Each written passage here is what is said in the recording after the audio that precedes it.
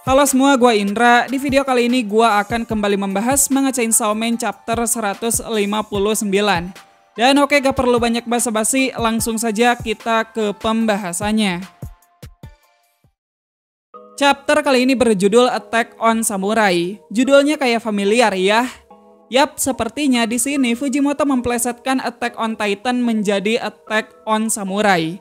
Ya, suka-suka beliau lah.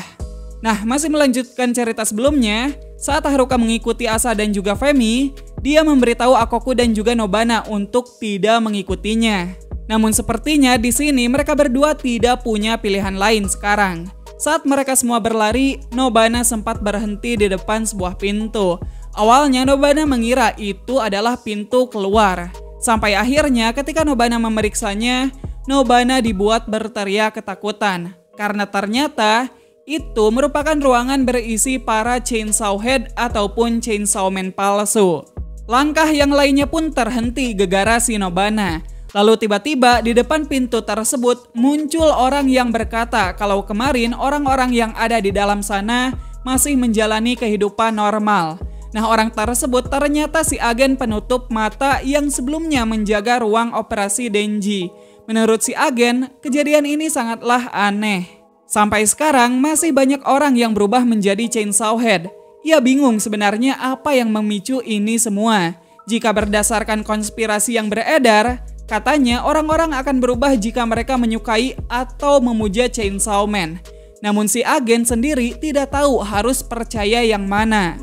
Haruka kemudian menyuruh Nobana untuk segera berdiri. Sementara si agen itu meminta mereka semua untuk menjelaskan mengapa gergaji mesin keluar dari kepala istrinya, sedangkan mereka semua yang merupakan penggemar Chainsaw Man masih menjadi manusia normal. By the way, kemungkinan besar istri si agen ini adalah Chainsaw Head yang ada di balik pintu tersebut. Nah, si agen lanjut memberitahu kalau istrinya merupakan orang baik yang tiap hari menyiapkan bekal untuknya.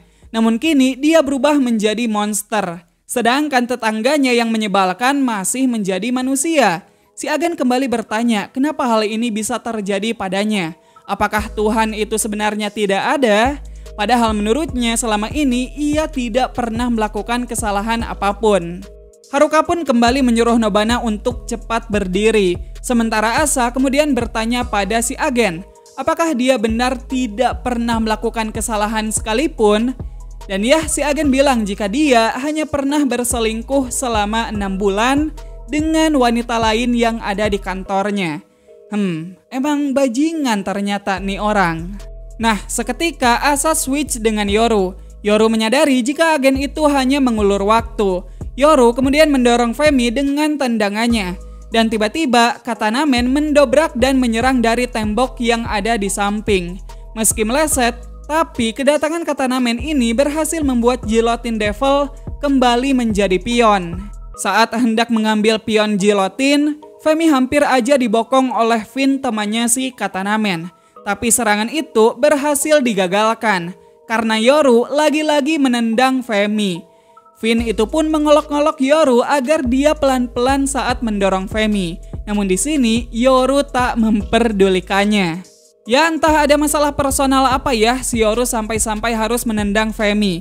Untuk tendangan pertama sih oke-oke aja. Tapi untuk tendangan kedua, gua rasa seharusnya Yoru bisa menendang si Finn ketimbang harus menendang Femi. Cuman ya udahlah ya.